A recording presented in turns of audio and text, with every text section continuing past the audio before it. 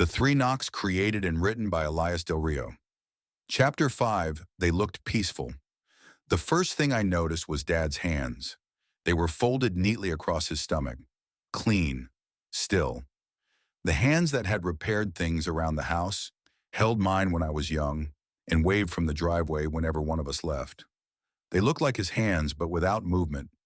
They seemed to belong to someone else. I kept my eyes on them because I wasn't ready to look at his face. My sister stood beside Mom's casket, where she had remained since Daniel brought us inside. "Take all the time you need," he said quietly. My sister reached toward Mom's hand, then stopped. "Does she look different to you?" she asked. I finally raised my eyes. Mom looked peaceful, but the longer I stared at her face, the less certain I was that peaceful was the right word. Her casket was pearl white with brushed silver handles. The interior was lined with soft ivory fabric that gathered around her shoulders and framed her face. Small white roses had been embroidered into the lining of the lid. They were the kind of detail Mom would have chosen. Simple enough that most people wouldn't notice, but beautiful once they did. Dad's casket was different. Dark walnut, polished until the overhead lights reflected across its surface. Bronze-colored handles ran along both sides, and the interior was lined with cream-colored fabric. It looked solid, traditional, exactly like something Dad would have picked. Then, I remembered that he had. Daniel had helped our parents prearrange their services several years earlier, guiding them through their caskets and burial decisions. Mom had called it planning ahead. Dad had called it one less thing for us to worry about. Now the two caskets rested side by side, waiting for us. "You chose these with them?" I asked Daniel. "I did," he answered.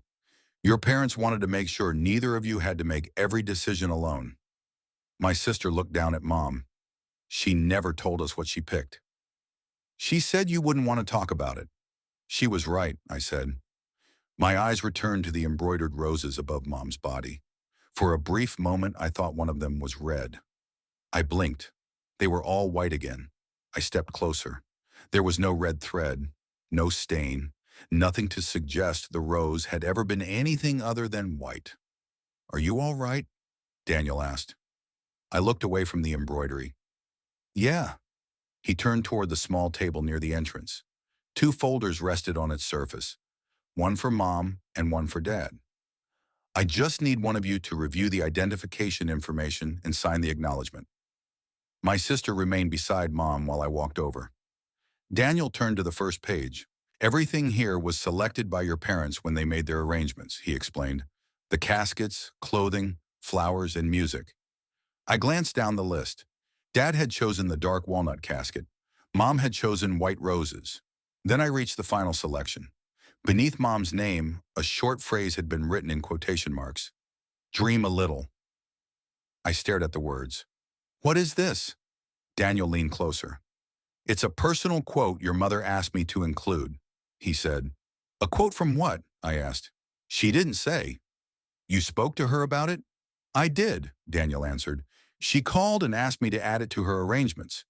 My sister moved closer to the table. "When?" she asked. Daniel checked the date beside the selection. 3 days before the accident." "Did she tell you why she wanted it?" my sister asked. "No. I asked if it came from a song or a poem, but she only said it meant something to her." My sister looked at me. I saw the recognition in her eyes. She remembered the note. The same 3 words. Neither of us said anything. Not in front of Daniel. "Did Dad know she added it?" I asked. "I'm not sure," Daniel replied. "I only spoke with your mother that day."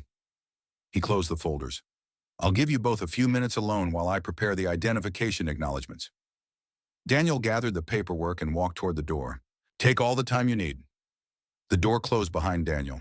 My sister and I were alone with our parents. For a moment, neither of us spoke. Then she looked toward the door. "Those were the same words from the note," my sister said. "I know," I replied. "It doesn't mean they're connected," she said. I stared at her. "How could they not be?" I asked. "It was 3 words," she replied. "The note disappeared from downstairs," I said. "Maybe we overlooked it. We searched everywhere." "Then it showed up under my pillow last night," I said. My sister became still. "What?" she asked. I found it after I went to bed. Why didn't you tell me? Because I knew you would react like this. Like what? She asked. Like I'm imagining everything. I didn't say that. You didn't have to. She looked toward Mom and Dad. Her voice softened. You haven't been sleeping. Neither have you, I responded. That's my point, she said. We're exhausted. We just lost our parents. And now you're treating every strange thing like proof that something is happening. I know what happened. I'm not saying you don't. That's exactly what you're saying. She looked away. You keep searching for connections. I don't have to search for them, I said. They're right in front of us. The flowers, the note, the humming. Now this phrase in Mom's arrangements, Maren said. You don't think that's strange, or? I asked. I think we're grieving, she said. And I think grief can make ordinary things feel like something more. When did you stop believing me? She shook her head. Listen to yourself, Silas. Hearing my name from her felt strange. Neither of us had used the other's name since Mom and Dad died. Until now, we had only been brother and sister. But hearing her say it made me think of Mom. The same worried voice. The same careful tone people used when they had already decided something was wrong with you. Don't do that, Maren. Do what? She asked. Talk to me like I'm losing my mind. Maren folded her arms across her chest. You heard the humming too, I reminded her. That was different, Maren replied. How? I asked. I don't know, she said. Maybe the neighbor was humming outside, and the sound carried through the house. She wasn't there yet. You don't know that. And the footsteps outside my bedroom, I asked. You were half asleep. I was awake. You think you were awake, Maren replied. I stepped away from her. So now I'm losing my mind? I think you're grieving. That isn't what I asked. For the first time since the accident, Maren looked at me as though she didn't recognize me. That frightened me more than anything else. I think you need help, Silas, she finally whispered. Before I could answer, something shifted inside Mom's casket. A faint rustling sound, soft, delicate, like paper unfolding. I looked toward Mom. Maren didn't move. You heard that, I said. Heard what? She asked. The rustling stopped. I stared at the white fabric surrounding Mom's body. There was nothing there, nothing moving. Maren slowly backed toward the door. The way she looked at me had changed. There was fear in her eyes now. But it wasn't directed toward the casket. It was directed toward me. The door opened behind Maren. She quickly stepped aside as Daniel entered the room. He carried both folders beneath one arm and a clipboard in his hand. His eyes moved from Maren to me, then toward Mom's casket. Is everything all right? He asked. Yes, Maren answered. I said nothing. I have the identification acknowledgments ready, he said. Once you confirm that everything is correct, I'll need one of you to sign for each of your parents. Maren walked toward him without looking at me. I'll sign them. Daniel placed the clipboard on the table. You should both review the information first. I said I'll sign them, Maren repeated. Her voice was sharper this time. Daniel glanced at me. He sensed something had happened, but he didn't ask. Daniel turned the first page toward us. This one is for your mother, Quinn Bennett, he said. Maren picked up the pen. Please review her full name and date of birth. Once you're certain everything is correct, sign at the bottom to confirm her identification. Maren quietly read Mom's name. Quinn Bennett. Hearing it spoken aloud made something tighten inside my chest. She wasn't only Mom anymore. She was a name on a form, a person we were being asked to identify. Maren continued reading, her hand trembling slightly around the pen. Daniel didn't rush her. After a moment, Maren looked toward Mom's casket. Her expression softened. That's her, she whispered. Maren lowered the pen and signed her name. The sound of the tip moving across the paper seemed unusually loud in the quiet room. When she finished, Daniel turned the acknowledgement around and checked her signature. Thank you, he said quietly.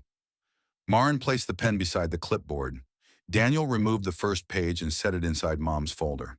Then he brought out the second acknowledgement. This one is for your father, Samuel Bennett. I'll sign that one too, Maren said. Daniel placed the page in front of her. Take your time. Maren picked up the pen again. She read Dad's name beneath her breath. Samuel Bennett, then his date of birth. The clothing listed beneath his identification information. The dark suit he had selected years ago. The blue tie Mom always said made him look younger. Maren stopped reading. Her eyes moved toward Dad. For the first time since Daniel returned, she looked uncertain. "That's him," she whispered. "I forgot about that tie," she said. "Mom bought it for him," I replied. Maren looked at me for only a second, then turned back toward Dad's casket. She hated every other tie he owned. A small smile appeared on her face. It disappeared almost immediately. Daniel remained silent as Maren reviewed the rest of the page.